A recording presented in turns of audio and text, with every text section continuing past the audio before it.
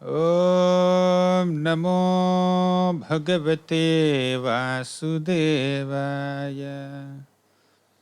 Om Namo Bhagavate Vasudevaya.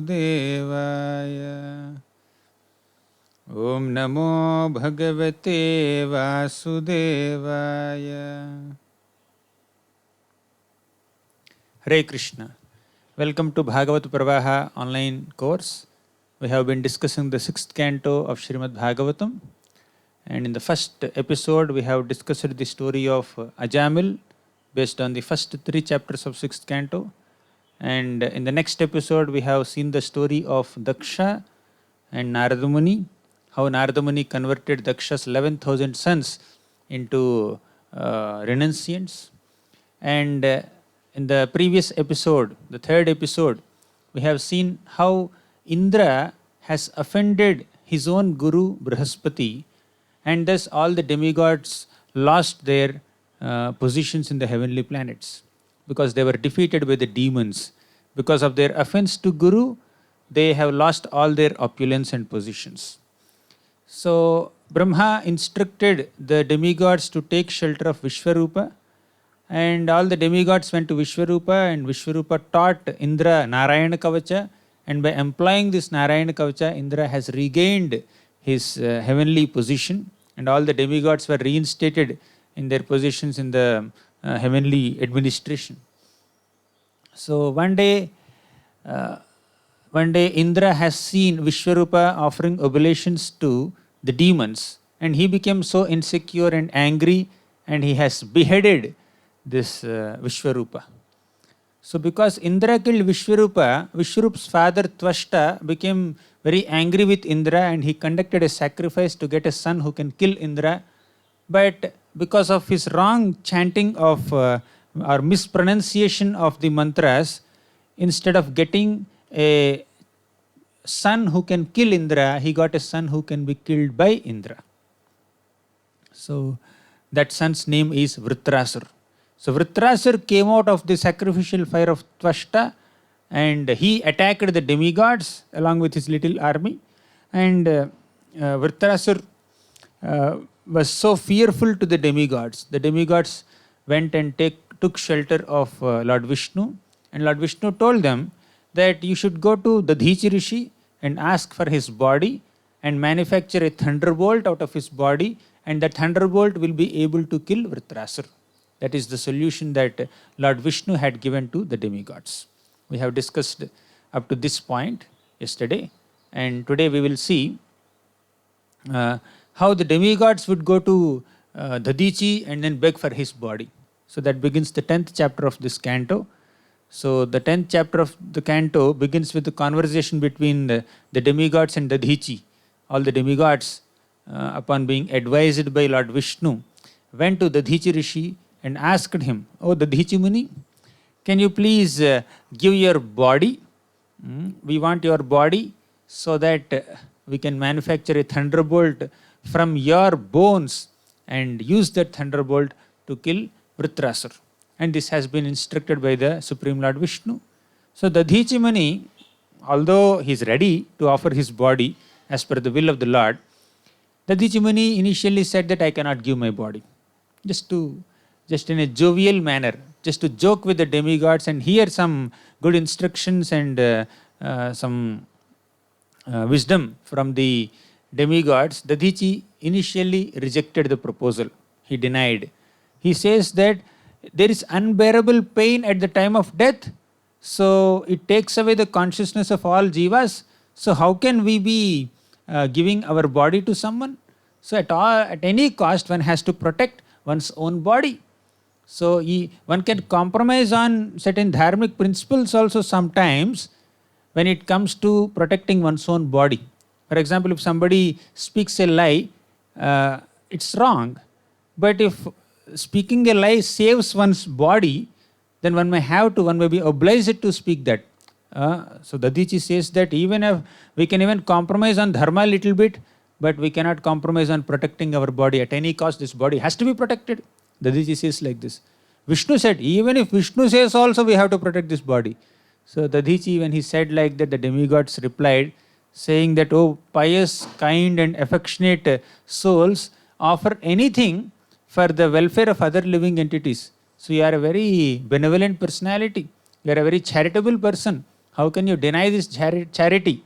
So if the person who is approached for charity understands the pain of the requester, he would not hesitate to offer donation.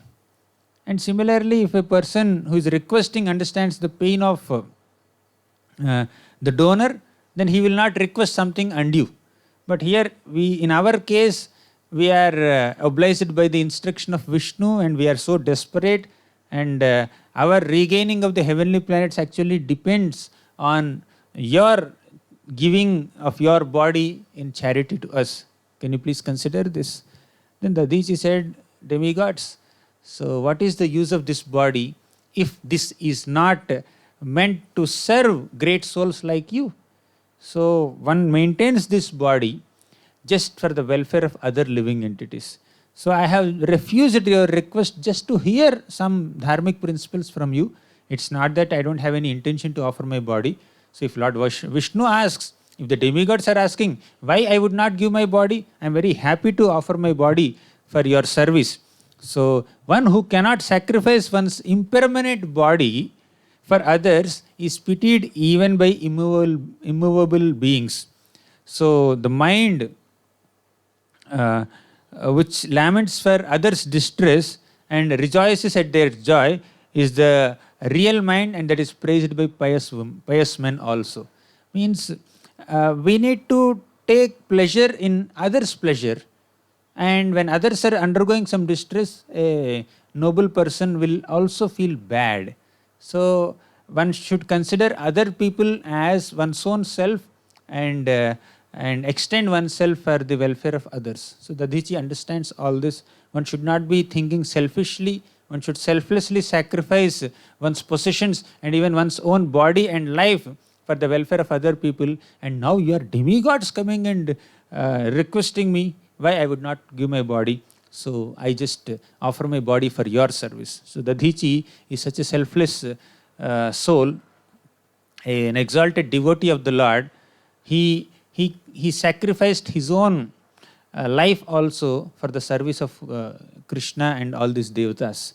So then Dadichi, having said these words to the demigods, he went into trance. He closed his eyes, he began meditating on the Lord, and he went into deep trance. Now the demigods were taking his body and taking his bones to manufacture a thunderbolt through the help of Vishwakarma. So Dadichi, because he was in deep trance, he could not even realize that he was getting separated from his body. He could not experience the pain of death. So the pain of death was not at all experienced by Dadichi because he was absorbed in Krishna. So now also, when we focus on something with full concentration, although some things are happening around us, we may not be able to realize them or notice them because we are so absorbed in doing one thing. So when somebody goes into deep samadhi, deep trance and meditation on the Supreme Lord, one will transcend this bodily demands, and even bodily pains will not bother such a person because the mind is completely concentrated on the Supreme Lord. And Dadichi did not even realize the pain of death. So at the time of death, when somebody's body is cut, when somebody is getting separated from this body, one will experience excruciating pain, but Dadichi did not experience anything like that because of his absorption in Krishna. So Dadichi did not even realize, and Dadichi did not even feel bad that how can Supreme Lord Vishnu make a plan to kill me? So how can Vishnu do like this? He has given personally a plan to all the demigods that I have to die, because offering body and offering bones means Dadichi has to die. So Dadichi did not think in those lines. He was not disappointed. He understands. He has full faith on the Supreme Lord Vishnu. He is a devotee of the Lord and he is selfless. So he did not hesitate to offer his body. He did not even feel the pain of death. He did not feel the pain within his heart that Vishnu asked me to die. Because this body is ultimately material, and if not today, after some time we have to leave this body. naturally. So better to give up this body for the welfare of someone. So anyways, we have to give up this body, we have to leave this body. But if this body is being utilized by someone for a noble purpose, why not take that opportunity to offer this body and get the mercy of the Supreme Lord? So that's the nature of selfless souls. So selfless souls will undergo a lot of personal inconvenience to extend themselves and help others. Tapyante lokatapena sadhavah prayasho janah paramaradhanam tadhi purushasya akhilatmanah. Tapyante lokatapena, great souls, benevolent souls, they extend themselves almost always to mitigate the sufferings of common people. And that kind of selfless sacrifices done by devotees for others' welfare will make them the greatest worshippers of the Lord. Extending oneself for the service of humanity is the greatest form of worship of the Lord. Paramaradhanam tadhi purushasya akhilatmanaha. That's the nature of great souls. And the Dhichi gave his body, and the demigods took his bones, and they made a thunderbolt out of it.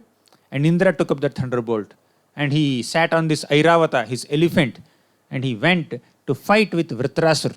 And Indra was so glorious, Indra was looking so effulgent, and all the other demigods also accompanied Indra, and all of them came to attack Vritrasur. And Vritrasur had his few demons surrounding him. So there are thousands of demons, and demigods are also there, thousands in number. So they started fighting with each other. All the demons and demigods attacked each other, and the demigods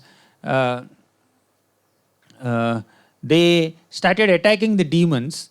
And now that they have this rejuvenated power and new enthusiasm, because they have this thunderbolt also with their master Indra, so the demigods were attacking the demons with great power.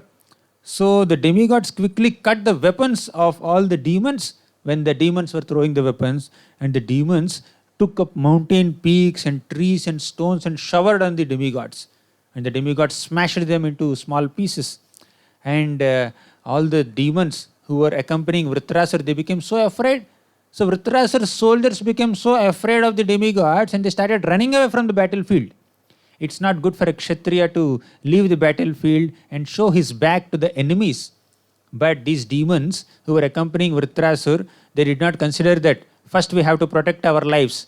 So that has been their first priority. They were not acting like proper Kshatriyas. So they ran away from the battlefield.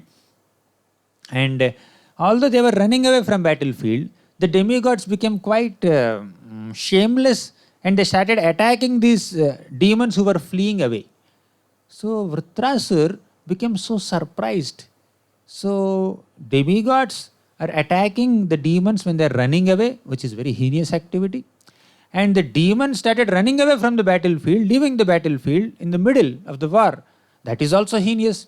So Vritrasur turned towards the demons and said, "Why are you running away from the battle?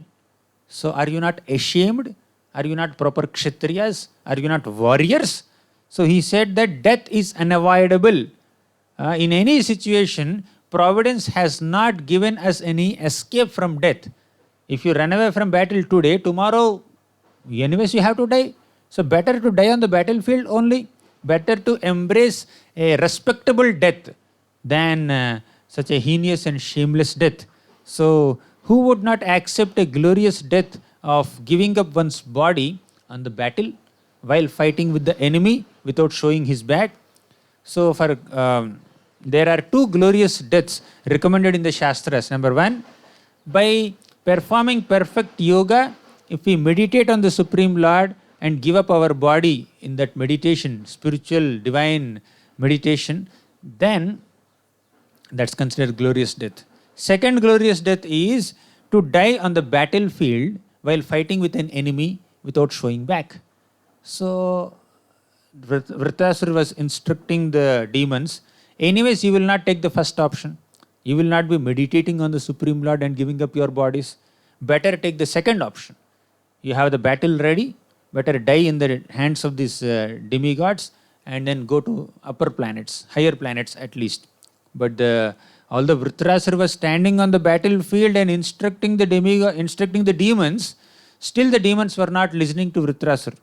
So Vritrasura was speaking about according to time, place, and circumstances, and he was trying to inspire his own associates to fight, but they just ran away.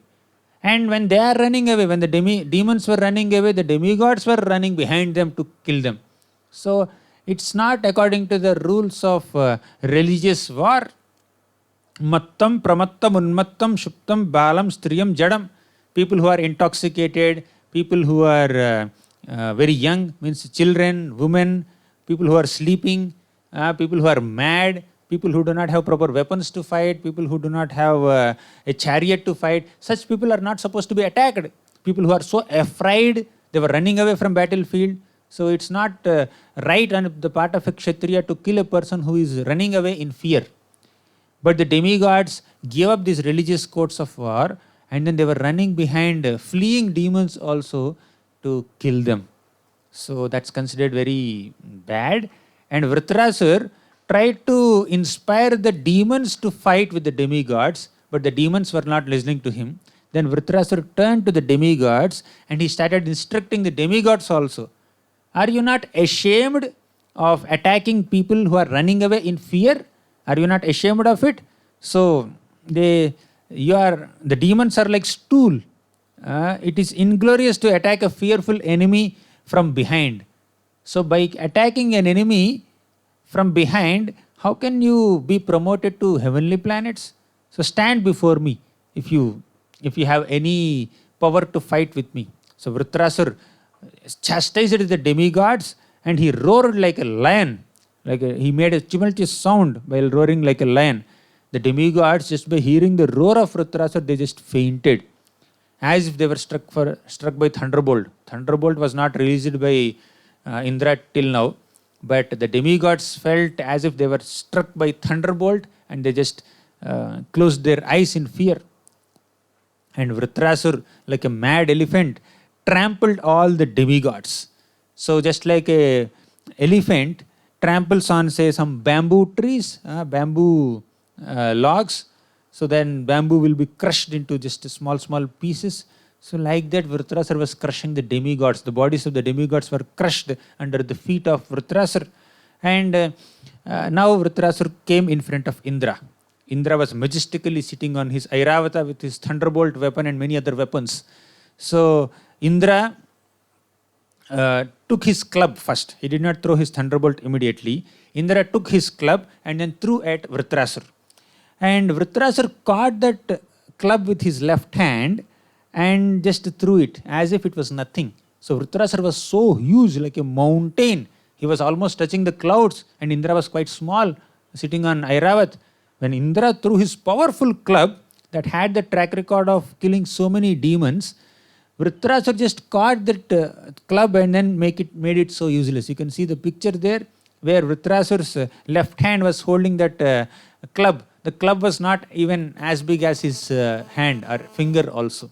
That is such a small weapon in comparison to the glorious power of Vritrasura.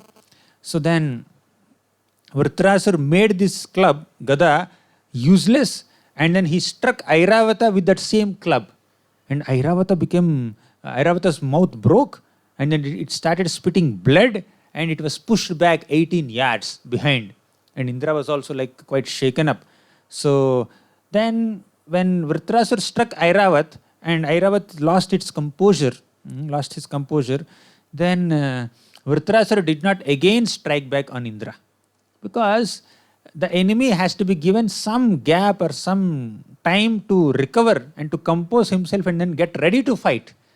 But Indra was not in a position to immediately fight, so Vritrasura gave some gap. He did not immediately attack Airavat or Indra. So then Vritrasura started chastising Indra. Vritrasura remembered all the sinful activities of Indra. Actually, Vritrasura killed a Brahmana, Vishwarupa, and Vishwarupa was the guru of Vritrasura. Vishwarupa acted as a priest of, Vishwarupa was the guru of Indra. Vishwarupa was acting like a priest and a guru who taught Narayana Kavacha to Indra. But Indra, without any respect for a Brahmana and Guru, without any gratitude for what this Vishwarup had done to him, Indra has killed him. And Vishwarup was the son of Tvashta. And Tvashta did a sacrifice and got Vritrasura also as son. From that sense, Vritrasura was the brother of Vishwarup. So Vritrasura says that, Indra, you have killed my brother unnecessarily. So I will be freed from the debt to my brother by killing you. You have done Brahmahatya. You have killed a Brahmana, a Guru unnecessarily. Out of your insecurity and pride and fear and anger. So only for living in heavenly planets, you have killed a self-realized, sinless, qualified Brahmana. And you have killed a priest, a Brahmana, a Guru, like a butcher, so mercilessly. And you are condemned even by Rakshasas also. After I kill you, even fire also will not touch you. And only vultures will eat your dead body. So if your followers attack me, I will kill them also. I will make a sacrifice in the name of Kala Bhairava with all the bodies or the heads of your associates, the demigods. So in this way, Vritrasura chastised Indra in various ways. And Vritrasura also said, if you kill me, O Indra, if you kill me, I offer my body to other jivas, and I desire to receive the dust of the lotus feet of great devotees like Narada Muni. So Vritrasura, although he was a demon, that too on the battlefield, he was exhibiting a lot of Vaishnava character and Vaishnava behavior, and his whole words and speech and devotion are so surprising to Indra also. So Vritrasura instructed Indra, Indra, you have thunderbolt in your hand, throw that thunderbolt on me. You will definitely become victorious. Because Indra was just sending his club. So Indra had just sent his club only, his gada. He was not releasing his thunderbolt. So Vritrasura inspired Indra to throw his thunderbolt. So throw the thunderbolt, and that thunderbolt will kill me, because the thunderbolt is equipped with the austerities of Dadhichi, and it is also blessed and empowered by Lord Vishnu's prowess. So Vishnu has empowered this thunderbolt, and Dadhichi's austerities and his whole purity is also there in this thunderbolt. It's a very important, very great weapon. With that weapon you can easily kill me. But Indra was not releasing that weapon. Why? Indra thought that my gada is so powerful, and I have hurled my gada at this Vritrasura, and Vritrasura made it useless within a moment. If I throw my thunderbolt also, I may lose this weapon. So I may not have this weapon anymore. Vritrasura might render my thunderbolt Vajrayudha also useless with his power. So although Vishnu has said that this thunderbolt is powerful enough to kill Vritrasura, Indra could not keep faith on Vishnu's words. Indra could not believe that thunderbolt could kill Vritrasura. Indra was fearful of losing that weapon, not releasing that weapon to kill Vritrasura according to the instruction and advice given by Lord Vishnu. So then Vritrasura is personally inspiring Indra. So you please release the weapon. So Vritrasura had full faith on that thunderbolt. But Indra did not have that much faith on the thunderbolt. Basically, having faith on thunderbolt here is, Vritrasura had full faith on the instructions of Lord Vishnu. But Indra could not keep that faith in this context. So definitely the demigods are faithful to the instructions of the Supreme Lord, but many of the demigods are not pure devotees. They have some mixed consciousness. They want to also enjoy this material world. Sometimes they may not exhibit very exalted consciousness. Now in this fight, although Indra was the king of demigods and Vritrasura was a demon, still Vritrasura was more in devotional consciousness than Indra. Although Indra has killed Vritrasura in this fight towards the end, it's Vritrasura who became victorious, and it is Vritrasura who was glorified than Indra. Now here he says that Vritrasura says that I will be freed from my bondage if you release the thunderbolt. I will be meditating on Sankarshana and I will attain the destination of Narada Muni. So, we will discuss the past life of Vritrasur in the next episode. Vritrasur was a great devotee of Sankarshana and he was initiated by Narada Muni personally. He was a disciple of Narada Muni and he was a devotee of Lord Sankarshana. Thus, Vritrasur is maintaining that devotional consciousness even in this demon body on the battlefield. So, the Lord does not give opulences to the devotees. Now, Indra will be releasing this thunderbolt and Vritrasur will be killed by that thunderbolt. And who will get heaven? Indra will get heaven. And Vritrasur will die. But Vritrasur's understanding is the Lord, the Supreme Lord, will not give the heavenly planets or heavenly enjoyment to the pure devotees. These heavens and other heavenly enjoyment are meant for people who are not pure in their consciousness. So Indra and other demigods have some inclination to enjoy even on a material plane. That's why the Lord will give such kind of benedictions to them. So while Vritrasur will be taken to the spiritual world, Indra will remain in this material world ruling the heaven. So who is having a better opportunity? So Vritrasur says this. So the Lord does not give material opulence and heavenly enjoyment to pure devotees. Even if you kill me with that thunderbolt, I will not feel bad that I will not get heaven. I will go to the spiritual world. Okay, the Lord gives such heavenly enjoyment or some material enjoyment to people who are into dharmartha kamas, not pure devotees, unalloyed devotees. Then, although Vritrasur was inspiring Indra in so many ways to release that thunderbolt, Indra was not throwing the thunderbolt only. So Vritrasur felt that I am wasting time with this fellow. I am wasting time with this Indra. So let me just turn my attention towards the Supreme Lord and offer my prayers to the Lord. So Vritrasur offered these 4 exalted prayers. Sloka number 24 to 27 in the 11th chapter. Very beautiful prayers. He says, Aham hare tava padaika moola dasanudaso bhavitasmi bhuyaham manah smareta supater gunam ste grinita va karma karotu kayaham. Aham hare tava padaika moola. Here Vritrasur is saying that, O Lord, I want to become dasanudasa of your lotus feet. Dasa means servant. Dasanudasa means servant of servant. So Vritrasur's aspiration, Vritra Asura. Asura means a demon. So this devotee demons, Vritrasur was a godly demon here. So this demon's aspiration is to become a servant of the lotus feet of the Supreme Lord, Hari. Aham harer tava padaika moola dasanudaso bhavitasmi bhuyaha. Such a beautiful prayer. And he says, Manaha smareta asupater gunamste. Manaha smareta means within my mind I will remember. What? Gunam. Gunam means the qualities of my master. Asupate means the Lord of my life. Within my mind, I want to remember the qualities of the Lord of my life, Hari. Grinita vak karma karotu kayaha. So I will engage my power of speech, I will engage my senses and I will engage my mind completely in the service of the Lord. So Vritrasur is saying that I want to become servant of your lotus feet and I want to dedicate my body, mind and words in your service. That's the first prayer that Vritrasur offered even on the battlefield while fighting with Indra. So although he is a demon, apparently he was exhibiting divine qualities.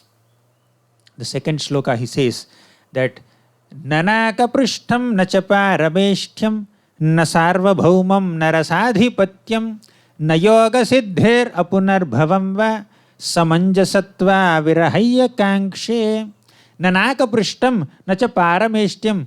Oh Lord, I don't want heavenly planets. I don't want parameshtyam, means I don't want the position of Brahma also. Na sarva bhaumam, I don't want sovereignty of the entire Bhumandala.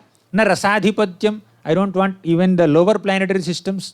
Rasadhipatyam means some adhipatya, some authority over the lower planets like Atala, Vitala, Sutala, Rasatala, Mahatala, Talatala, Patala. There are 7 lower planetary systems we discussed in the universe structure class. So I don't want that also. So he rejected any position in all the 3 worlds. upper planets, middle planets and lower planets. So nanaka prishtham, nachaparameshtam, nasarvabhaumam, narasadhipatyam, na yoga siddhir. I don't want any yoga siddhis. I don't want any mystic powers. Apunar bhavamba. I don't even want liberation also. What do I want? Samanjasatva virahaya kankshi. I just want your mercy, my dear Lord. So our Vritrasur does not want any position whatsoever in the entire cosmic manifestation. No material desire, only spiritual desire. Next shloka he says very beautifully. Ajata patra ajata paksha iva mataram khagaha stanyam yathavat sarata kshudartaha priyam priyeva vyushitam vishanna manoravindakshadidrikshate tvam. Ajata paksha iva mataram khagaha. Paksha, ajata paksha means baby birds who have not yet developed their wings. Just as baby birds just constantly look for the mother's attention. Mother bird would go to different places and get some grains and get some food in its beak and come to the nest and feed the baby birds. The baby birds will just have to open their mouth and the mother bird will put all the grains and food in the bird's mouth. So just as a baby bird is completely dependent on the mother bird, I am completely dependent on Krishna's mercy. That's what Vritrasur says.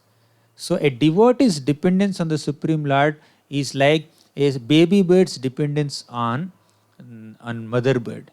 So there is first comparison that he has given. Then Vritrasur thought, baby bird is not doing any endeavor. All endeavor is done by mother bird only. Baby bird is just sitting in the nest and mother is getting food. So I should do some endeavor to approach the Lord. I should actually approach the Lord. Baby bird is not approaching mother bird. Baby bird is sitting in the nest only. So our Vritrasur gave another comparison of his devotion to the Lord. He says that Stanyam yatha vatsarataha kshudarthaha. Vatsa means a calf. When a calf becomes hungry, calf would run towards mother cow and drink the milk. Baby bird does not run towards mother bird. Baby bird, because it doesn't have wings, it will just sit there in the nest only. But a calf would run very enthusiastically, very eagerly towards the mother cow and drink milk. So calf had developed legs and it can run. So similarly, I should run very enthusiastically and eagerly towards the mercy of the Supreme Lord, towards the lotus feet of the Lord. So Vritrasur said like this. Then Vritrasur again thought, this baby bird and calf both are not doing any service to mothers. So my dependence on the Lord, my devotion towards the Lord should not be like that. Then he gave another comparison. He says, Priyam priyeva vyushitam vishanna. Just as a wife constantly endeavors to render service to the husband, in that way I have to render service to my Lord. So baby bird is totally dependent on mother, no endeavor from bird's side to approach mother. Calf is showing some endeavor to approach mother, but there is no service there. But a wife does lot of service to the husband. So similarly, Vritrasur was thinking that I should be rendering so much service to you. So manoravindaksha didukshati tvam. Oh Lord, I want to take your darshan and I want to actually practically render some service to you. So it's not only being dependent on the Lord, it is also offering devotional service to the Lord. That's what is Vritrasur's aspiration. But Vritrasur thought that how can I aspire for devotee association? How can I aspire for direct service to the Lord? I am so fallen in this material existence. So he offers the last prayer, thinking like this. Mamottama shloka janeshu sakhyam samsara chakre bhramata swakarmabhi tvanmaya yatmatmajadaragehe shvasakta chittasya nanatha bhuyat. He says that Mamottama shloka janeshu sakhyam. Oh Lord, I just want the association of your devotees. Uttama shloka jana. Uttama shloka is the Lord, jana means the Lord's people, that is devotees. Mamottama shloka janeshu sakhyam. I do not aspire for direct service to the Lord, as I said in the previous verse. He's also thinking and evolving in his prayers. At the end, he says, I just want to be in the guidance and association of your devotees. Samsara chakre bhramatah swakarma bhi.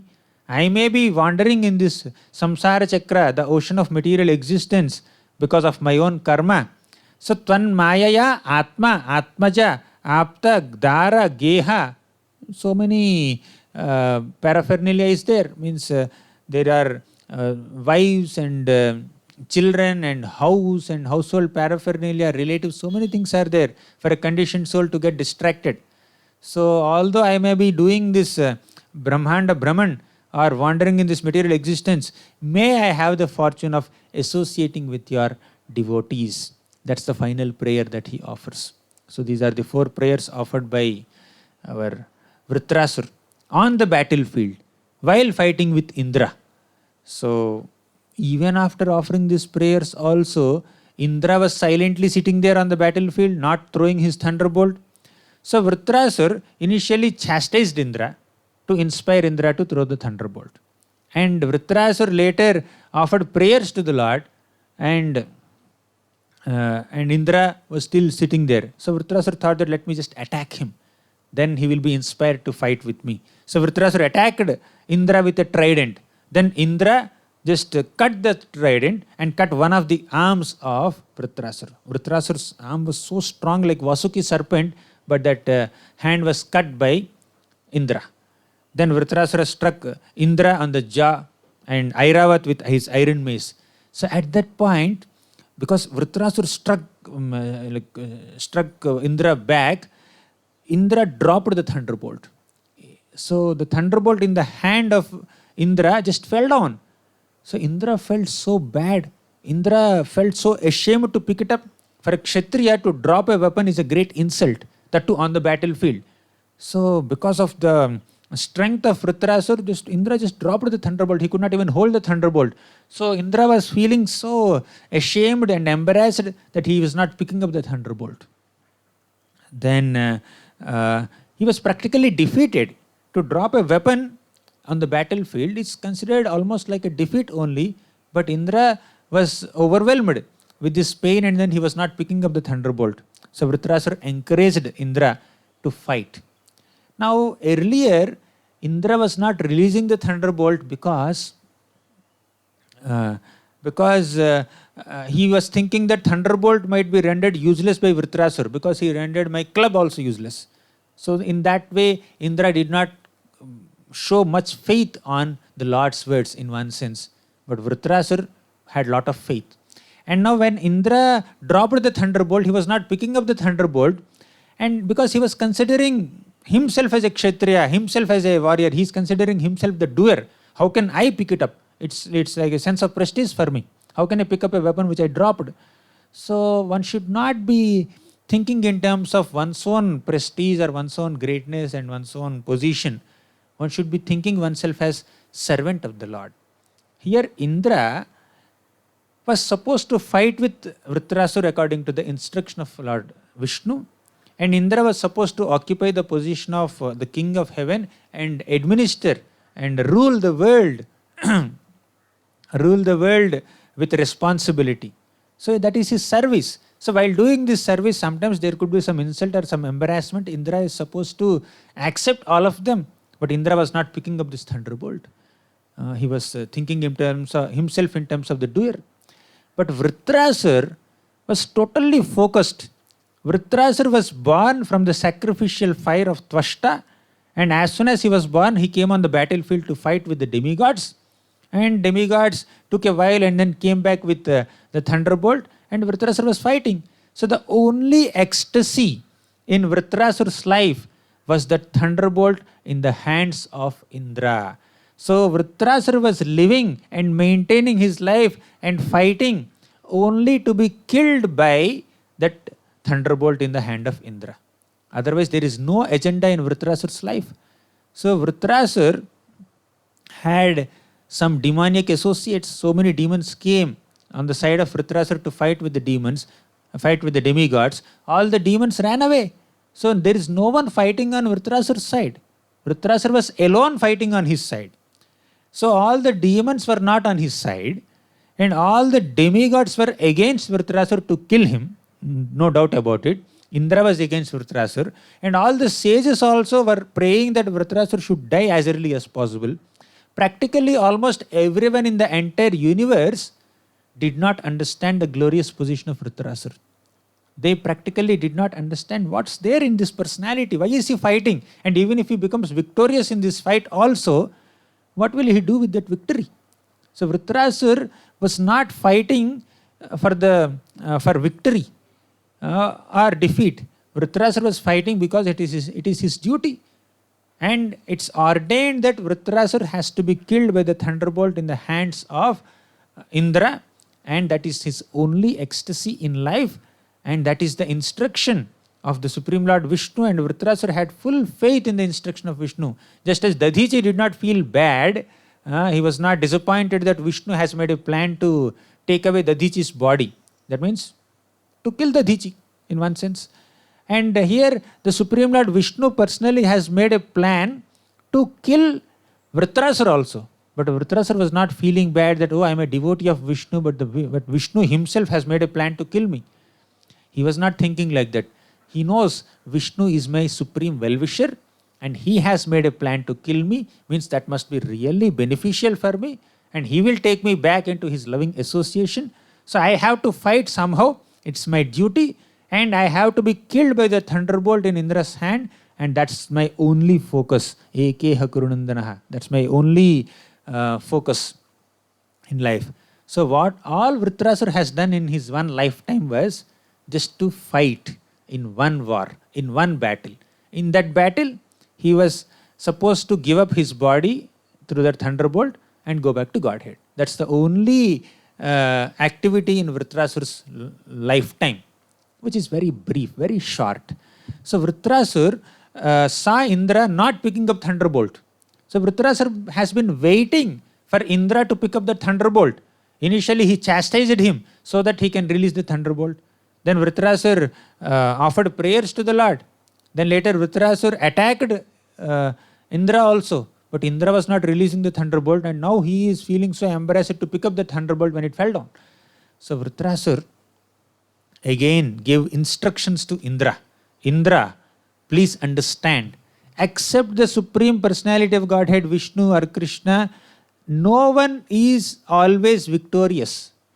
Only the Lord is always victorious. All other people are sometimes victorious and sometimes defeated. So in this fight also, sometimes we may be victorious, sometimes we may be defeated. So that does not mean that we stop doing our duties. We should not be thinking that we should always be victorious. Only if there is victory I will act. No, sometimes there is defeat also. Sometimes there is failure also. Success and failure, both are there. Victory and defeat, both are there. Happiness and distress, both are there in this world. One should not only desire victory or success or happiness. One should also have the ability and maturity to deal with distress and unhappiness and defeat and failures. So our scriptures like Bhagavad Gita, Bhagavatam do not just give us success formulas only. So how to become successful in one's life? That's not the only message of our scriptures. The message of our scriptures is how to deal with failures also. So oftentimes failures in this world could be much more than successes also.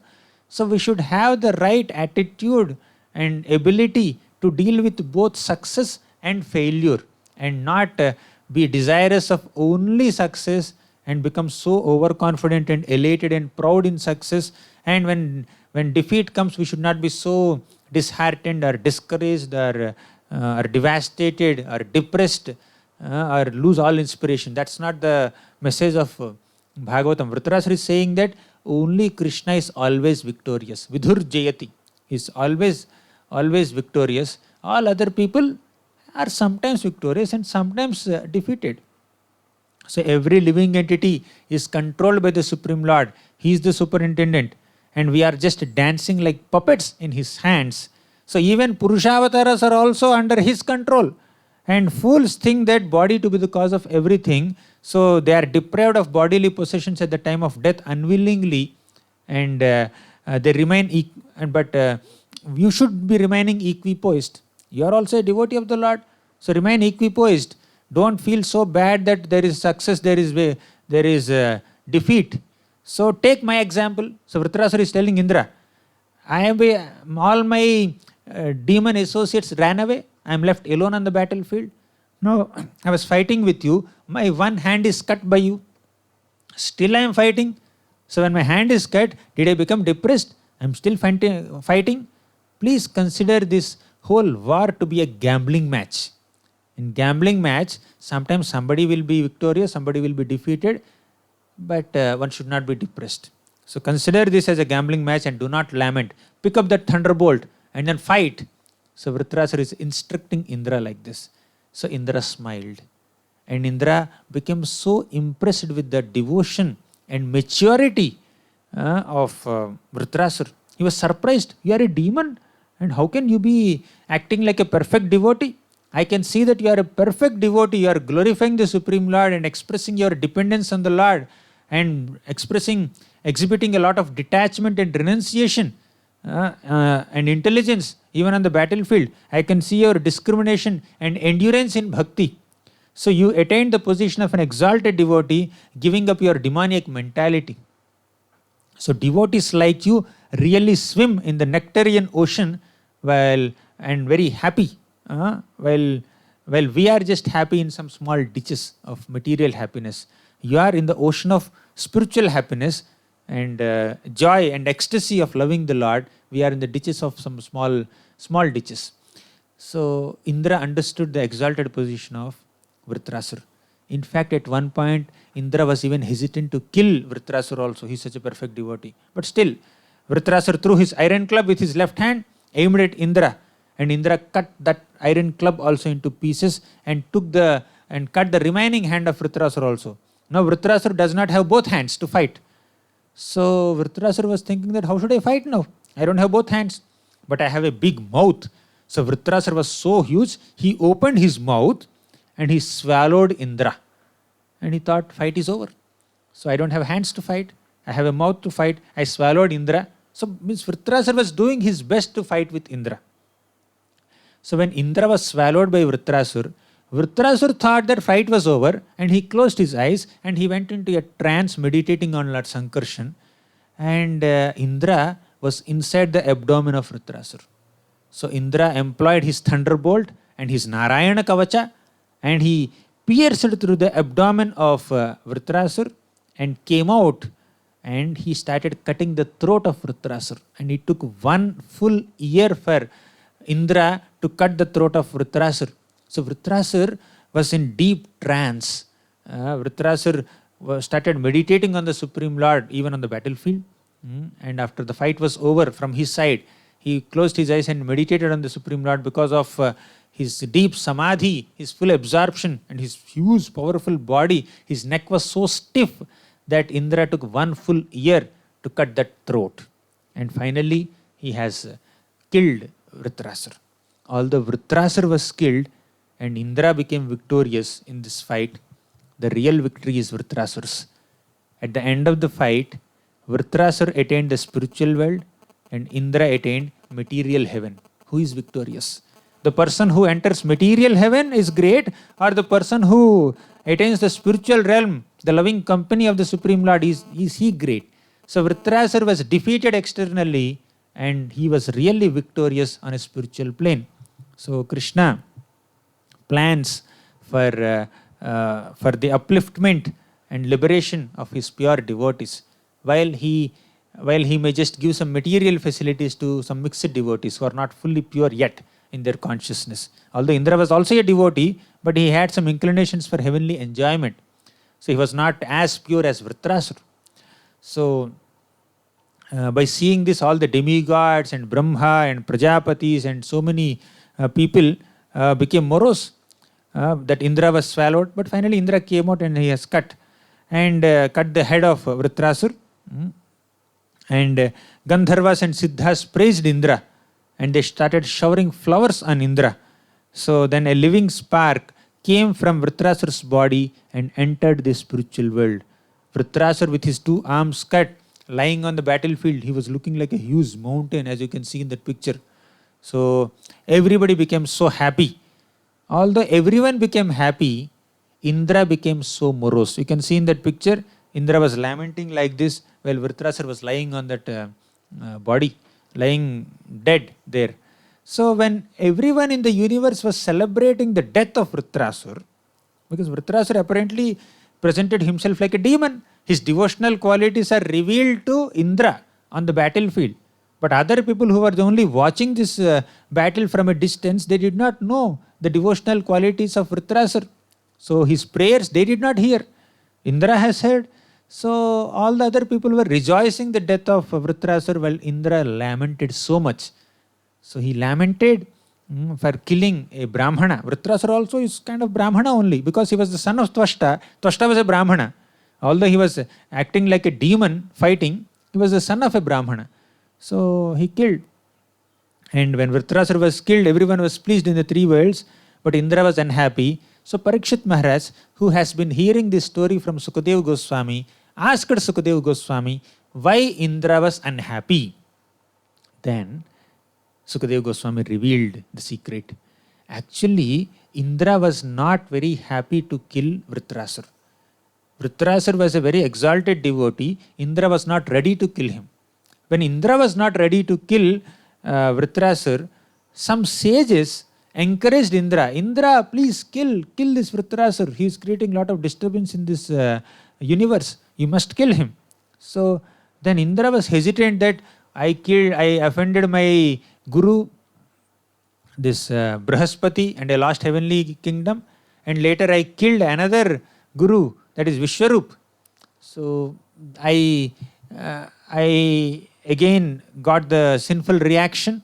Now this Vritrasur also is acting like my guru on the battlefield, and he was also a son of Brahmana. If I kill this Brahmana now, what will happen? Who will protect me from sinful reaction? How many sinful reactions should I accumulate? So Indra actually became hesitant to kill Vritrasur, but all the sages said, Indra, don't worry. We will perform Ashwamedha Yajna and we will relieve you from all sinful reactions. Don't worry. So you just kill him. So Indra killed him. Indra killed Vritrasur. But actually, to commit a sinful activity on the strength of the holy name is an offense, as we recite in the offenses to holy names. So somebody may commit a mistake unknowingly, accidentally, incidentally, circumstantially. Those mistakes could be forgiven. But if somebody is doing a mistake intentionally, purposefully, with a proper plan, thinking that I can nullify the reactions of this mistake by doing some atonement process, by doing some yajna. So here these people are planning to perform Ashwamedha Yajna to relieve Indra from the future reaction that he is going to accumulate by killing this Vritrasur. So he killed Vritrasur knowing well that he is going to get a sinful reaction, and he has a plan to how to get relieved from that sinful reaction. So that kind of planned committing of sinful activity is condemned. So here Vritrasur, that's an offense also. So one has to suffer for such an offense. So Indra, when he killed Vritrasur like this, sin personified. The sinful reaction of Indra took the form of a old woman affected by tuberculosis. And her body was filled with blood and she was very old and wrinkled, and then she started chasing Indra. So that is the personification of his sinful reaction. When the sinful reaction personified in the form of this old woman affected by tuberculosis was chasing Indra, Indra ran to different places. So her body, her garments were filled with blood, and she was breathing in a very unbearable manner, and that breathing also is emanating a lot of fishy odor and polluted the entire climate there. And Indra ran away to different places, and finally he went to one Sarovar, Manas Sarovar, and went inside, deep inside that Sarovar, and he hid himself in a lotus stem. You can see in that picture. So in a lotus stem, Indra was hiding to protect himself from that sinful reaction. Basically, to hide like that itself is the experience of pain for him. He is experiencing the sinful reaction already. So in the absence of Indra, a king named Nahusha assumed the throne of Indra. So Indra stayed there for 1,000 years in the fibers of the lotus stem. He was starving without food. Generally, when people perform sacrifices, Agni will take the sacrificial oblations and deliver them to all the demigods, their sacrificial shares. But Indra did not get his share. Not that Agni cannot enter water, because Agni can enter water also and deliver the share of Varuna inside the water, because Varuna is the god of oceans, and then he also receives sacrificial share. So Agni delivers that sacrificial share to Varuna also, but Agni could not deliver any sacrificial share to Indra because of Indra's own sinful activity. So Indra's sinful activity, because he has offended his one guru, or Brahaspati, and he killed another guru, Brahmana, Vishwarupa, and he killed another pure Vaishnava, Vritrasur. So he has to experience. For 1,000 years he was hiding in that on the fibers of the lotus stem. So he was starving, he was emaciated. But eventually, because of his repentance, and also in that Mansarovar, there is goddess of fortune. So he was protected by goddess of fortune. And also there is this Lord Shiva. By the influence of Lord Shiva, by the blessings of goddess of fortune Lakshmi, Indra was slowly, gradually relieved of all the sinful reactions after 1,000 years. Then again, Indra was reinstated back in his position as the heavenly king after 1,000 years of struggle. So in this way, Indra gained back his position as king, and Vritrasur died. And after Vritrasur died, he went back to the spiritual world. So when Vritrasur died, now this whole story of Vritrasur is very powerful, that there is a Falastuti given by Sukadeva Goswami. One will be relieved of all sinful reactions, one will be able to conquer enemies, and one will get long life by hearing this Vritrasur episode.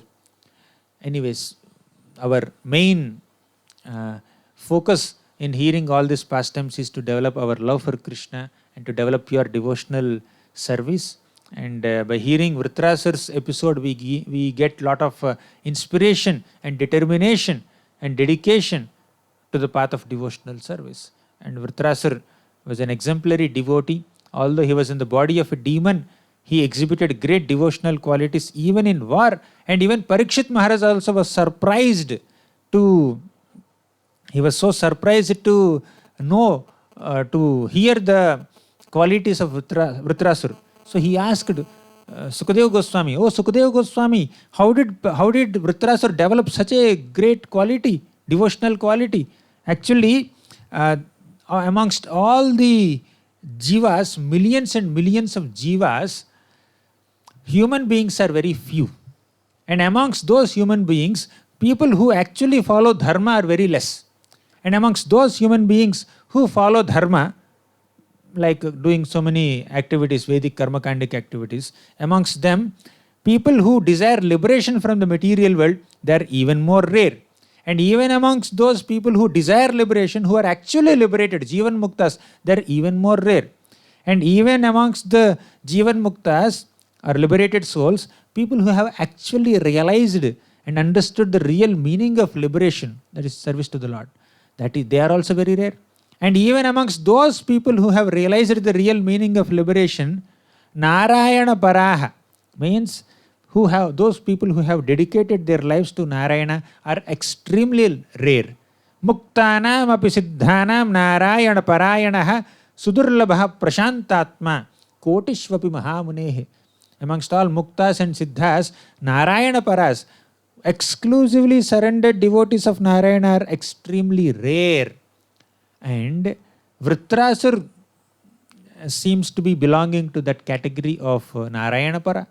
He is an exclusive devotee of the Lord. So how could such a person who is in demoniac body, imbued with passion and ignorance, that too on the battlefield, offer such exemplary prayers to the Lord? How could he have such a devotional attitude? So Parikshit Maharaj was so surprised um, to see the divine qualities of Vritrasur on the battlefield. So he asked Sukadeva Goswami like this, and Sukadeva Goswami reveals the story of Vritrasur. In the past life of Vritrasur, Vritrasur was a king named Chitraketu, and that Chitraketu was a great devotee of Lord Sankarshana, and he was a disciple of Narada Muni. And somehow by one curse, he became a demon named Vritrasur. And in this brief lifetime as Vritrasur, just by engaging in one fight, one war with Indra, Vritrasur was killed and he went back to Godhead. So he had to experience this one small demon's life because of because of one curse, and because he has to be purified of certain personality traits that he had, and then finally become eligible to go back to Godhead. So the whole previous life, the past life of Vritrasur as Chitraketu, we will see in the next episode. So today we have discussed how Indra killed Vritrasur, and although Indra killed Vritrasur, it is Vritrasur who became victorious by going to spiritual world, but Indra just remained in this material heaven only. So Vritrasur's glorious devotional service and his devotional qualities are a great source of inspiration and nourishment for all the devotees, and his prayers are so exemplary, giving us a lot of inspiration and determination in our bhakti. So let us take inspiration from Vritrasur and traverse on the path of devotional service nicely. Thank you all very much. Granthara Shrimad Bhagavatam ki jai, Srila Prabhupada ki jai.